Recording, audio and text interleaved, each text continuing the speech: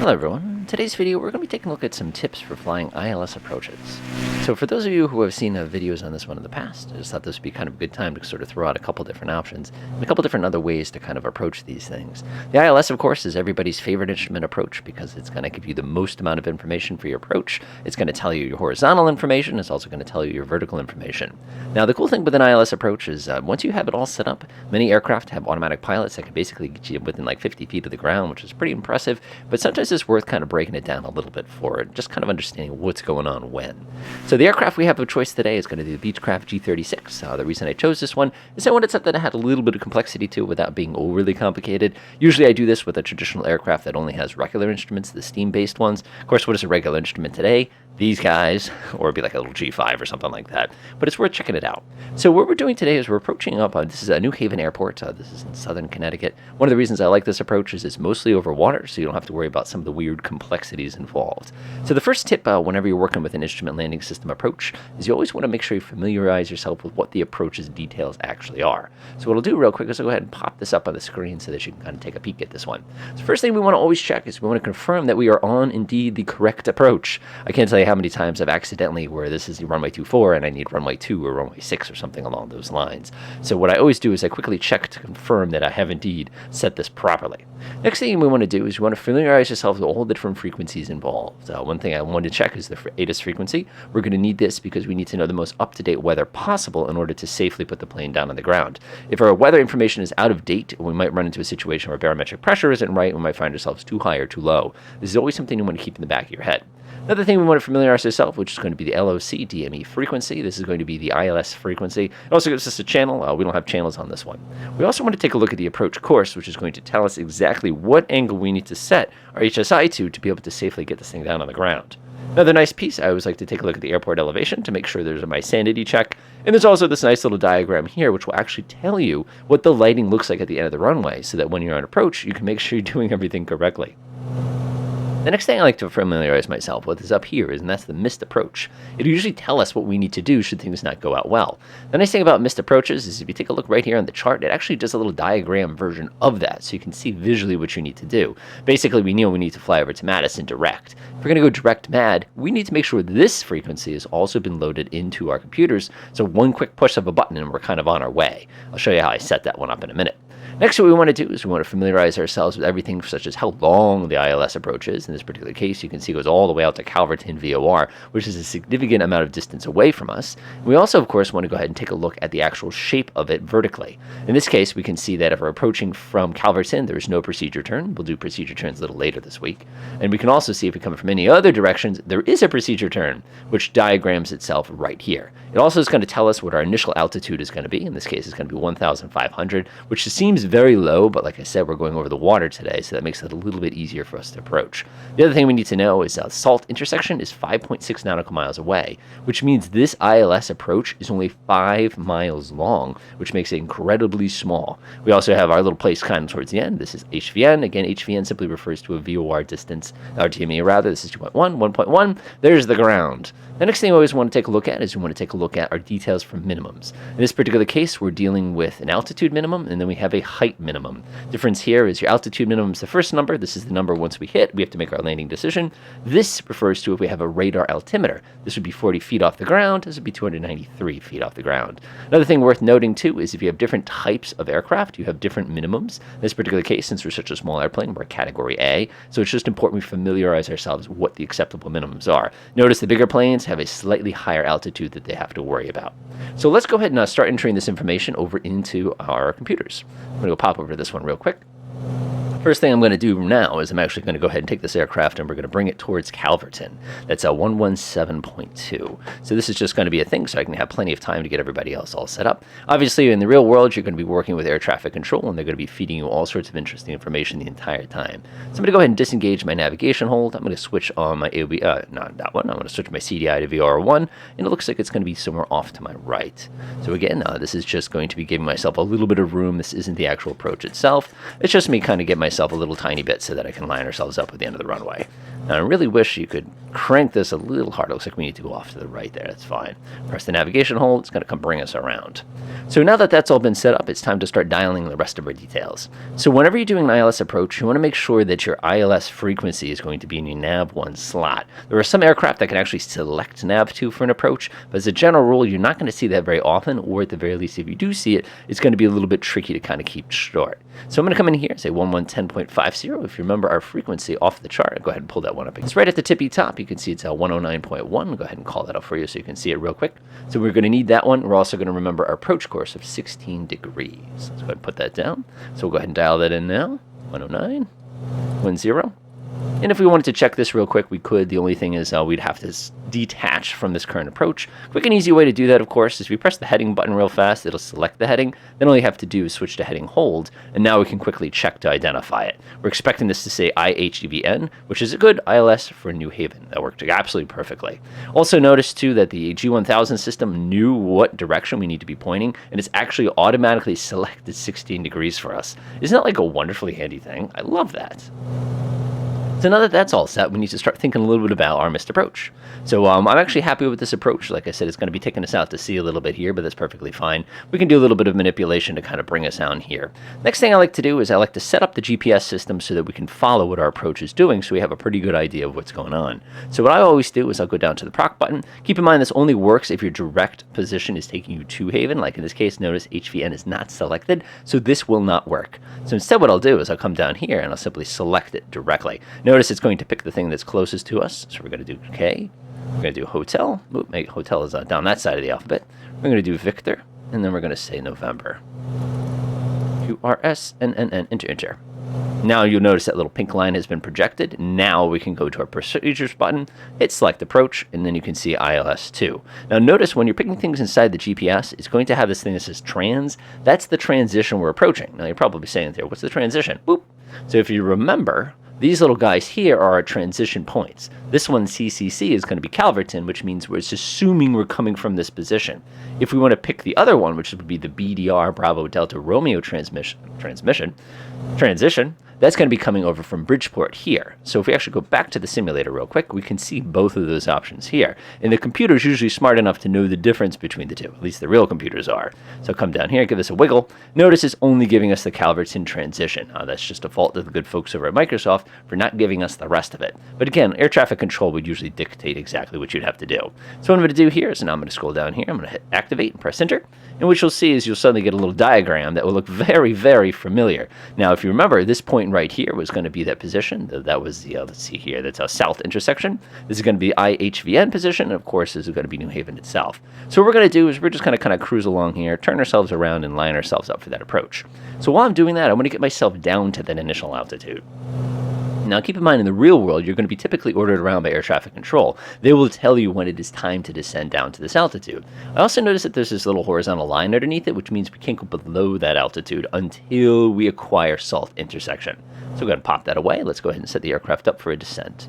So I'm going to come down to my altitude select. We'll do 1,500 feet. We'll go ahead and do vertical speed, press the down button a few times, and we'll get it going pretty quick here. I'll back up a couple RPM. Good time to adjust the mixture too if you haven't done so.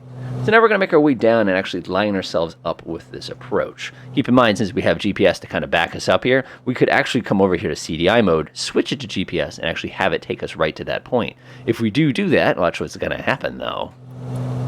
Mash the nav button, the whole aircraft is going to start slowly rotating itself around. And it's going to start bringing us back towards the wrong direction. Now, this is one of those things I always warn people about, that just because it looks okay does not mean it actually is okay. I need to be getting down to Calverton, and this thing is dragging me all the way down to New York City, which is, again, why I say you have to constantly do idiot checks in Flight Sim for these kind of things. And again, in the real world, you're typically going to be vectored around anyway, so you're not really going to have a lot of opportunities to go ahead and experiment with that. So like I said, one of the great things about the fact that I've got this display open and I can see things visually is I could see immediately that it was basically taking me on a wild ride there, trying to get myself all nice and lined up. This also gives me plenty of time in order to get all set up. So what I'm going to do now is I'm going to skip time and get ourselves right over here. Alrighty, we seem to be pretty well established. Now it's time to go ahead and get ready to actually put this plane down on the ground. This is when you want to get your last couple pieces all squared away. Hopefully you've got this all set up. So when we hit pepper, we're going to be needing to be intercepting the localizer. So we're at the correct altitude. We're going to switch our CDI over so that it's on localizer. We're going to confirm that our course is correct. And what I'm going to do is I'm just going to reach over here. I'm going to go ahead and mash the APR button.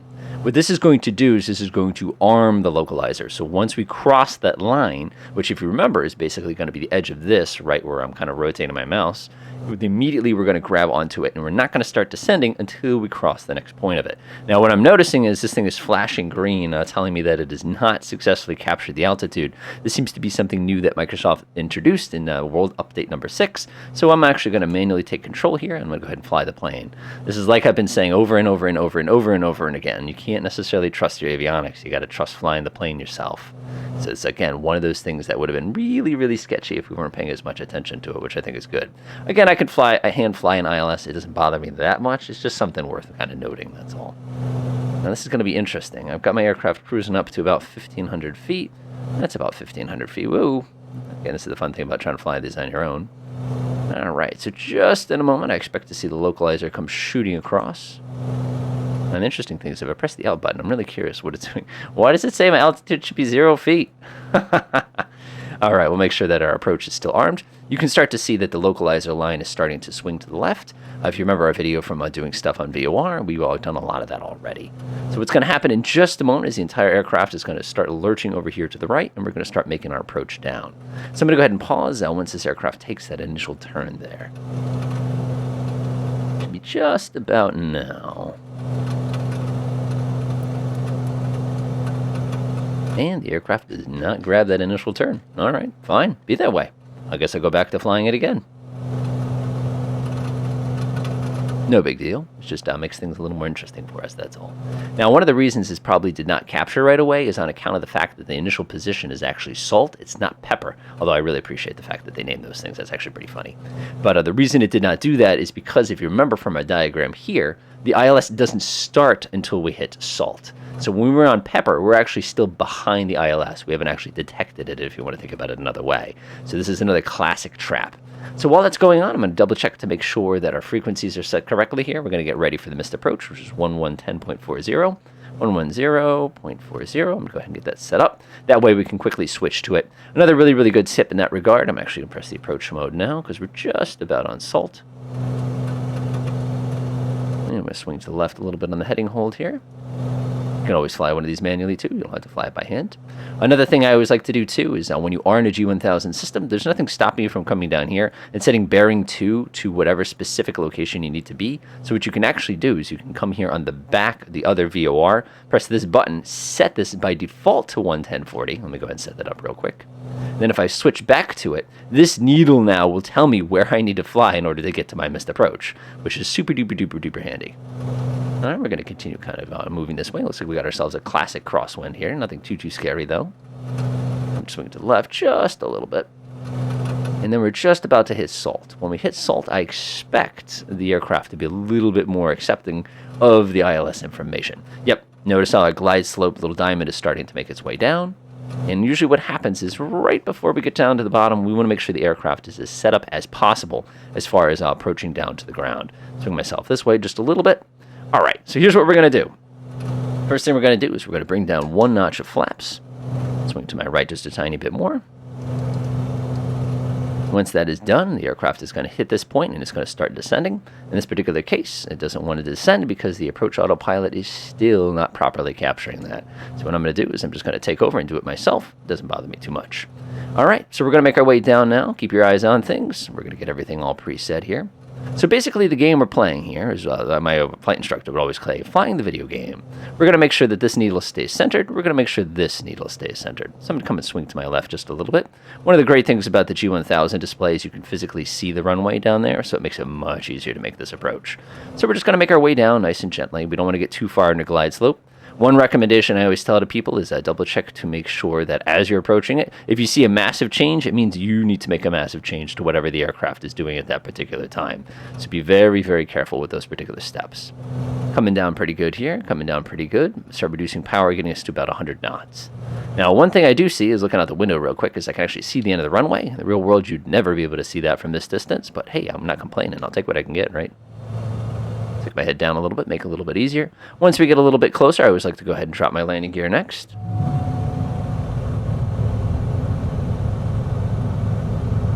Need to make our way back to our left a little bit. We got ourselves a pretty significant crosswind. Now keep in mind, as you're making this approach, one of the easiest ways to reduce your altitude is to simply pull your throttle back just a tiny bit. That's usually more than enough to get you going back down. All right, looking now, we've got about 1.5 miles to go. I'm going to put down my last notch of flaps. Don't forget to do a increase in power as well with that notch of flaps because of the extra drag. Start pulling my throttle back just a tiny bit here because we need to start slowing. We are right on glide slope. We are right on localizer. Pull that nose up. Ooh, look at that gross rain. This is actually very realistic. Our weather's been like this entire fall, I swear.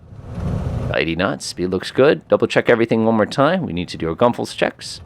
Gas undercarriage mixture propeller flaps light speed. Looks pretty good. Continue cruising down here. Continue cruising. Prepare for our minimums. Our minimums, as you probably recall, were relatively low in this one. If we had a radar altimeter, we can get a slightly more precise version of minimums, but that's okay. Looking out the window, relaxing, looking back down. Keep flying the plane until we get all the way to the ground. All right, I see the runway. We are within minimums. I'm going to go ahead and land it. Fix my head real fast, though. This is nice and bumpy. I like this. Looks good, looks good. We got ourselves a nice little crosswind. It's not too bad at all. Airspeed's a little high. That's okay. There's the touchdown point. We are dealing with the bonanza here, which means we got to come in just slightly fast. Easy on the wheels. And I'm down. Nice. We're here. Positive control of the aircraft until you come to a complete stop. Try not to hit the brakes too hard when it's wet like this. And we've made it. Nice. So hopefully this video is helpful. Again, like I said, the big thing there, the tips you want to watch out for is the more stuff you can get kind of prepared before you land the plane, the easier your approach and landing is actually going to be. It's also worth noting for the 50th time that Microsoft Flight Simulator has issues with its avionics, and you're going to have to learn to work around them quickly. So it's important that you have a plan whenever you're approaching any of these. Enjoy.